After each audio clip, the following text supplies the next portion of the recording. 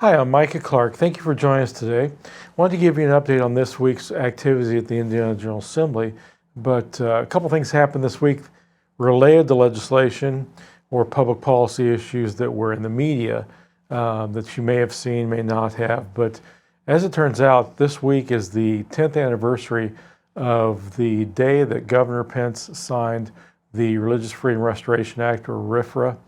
If you were around, you may remember that was one national battle over RFRA, and we were neck deep in that, and so it was, in some ways, it was a terrible, terrible time because as I told the media, in the Indianapolis Star sat down with me for over an hour last week, and it's out now on their website, two-part story 10 years later. In my 35 years lobbying at the State House, I've never seen an issue more lied about, distorted, and misunderstood than RFRA. To this day, even the article that came out, people are insisting things that simply aren't true, saying things that about discrimination that aren't true, when this was actually protecting religious freedom from government action, not about selling cakes, not about homosexuality, about the government punishing people for their faith. That's what the law was about. And unfortunately, while the reporter was super nice, and she gave me fair quotes, there's limited space, and it was myself and former state senator Scott Schneider, a good friend, on one side, and 7 or 8 people on the pro-LGBT side who that's hard to overcome.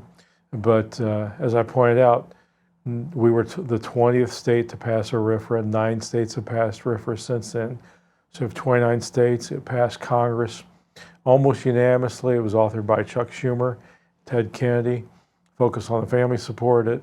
ACLU supported it. There was no disagreement on what that law did until we picked it up years later in Indiana. And then everything just came at us, as you remember. But that's in the media today and yesterday.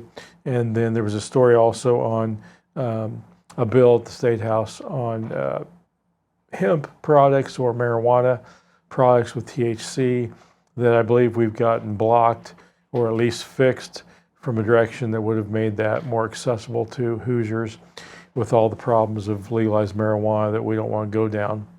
So that bill, I think we put out an alert, got a lot of attention from legislators. I think we've fixed that. We may have actually killed the bill. That remains to be seen. But I do believe we fixed it to way, at the very least, the restrictions the Senate wanted that the House, some marijuana advocates in the House ran with in the wrong direction. And I think we've got that back on course.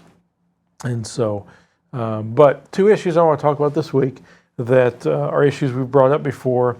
Both had hearings.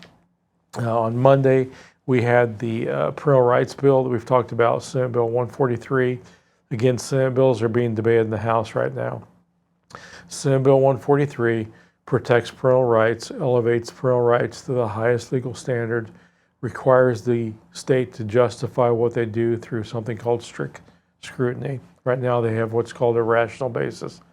The government just basically can do whatever they want as long as it seems rational. Now, under this law, if we pass Senate Bill 143, the government has to justify what it does when it infringes, or if it infringes on parental rights, and parents would have the right to sue the government and deter that from happening. So 19 states, I believe, have parental rights law, and maybe it's 16. Anyway, there's quite a few that have it, and so we know what this law will do. And so we're looking at passing, hopefully, Senate Bill 143. And it came out of committee pretty easily after well over an hour and a half of testimony. And I think this House will pass it pretty easily next week. And then, but it wouldn't hurt if you contacted your state representative about Senate Bill 143 on parental rights. The other bill is House Bill 1041, one we've talked about a lot.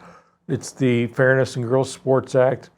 Again, as I mentioned, a couple years ago in 2022, we passed this bill for K through 12 to keep men out of girls' locker rooms, out of girls' changing places, out of girls' sports, to prevent biological males from taking scholarships or medals or trophies from girls.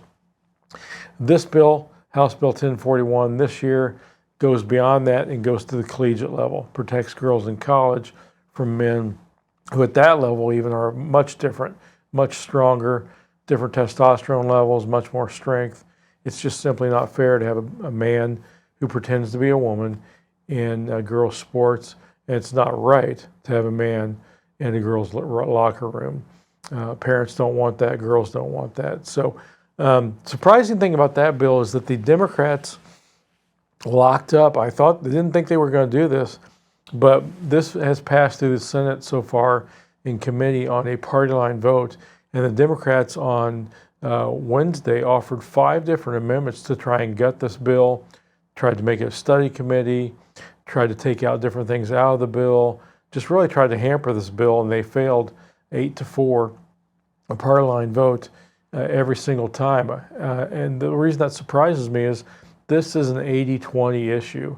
80% of the public does not want men and girls sports, and that includes a majority of Democrat voters, and yet the Democrat Party is so beholden to the far left on this issue and their radical transgender ideology that they won't budge on it. So it's going to pass.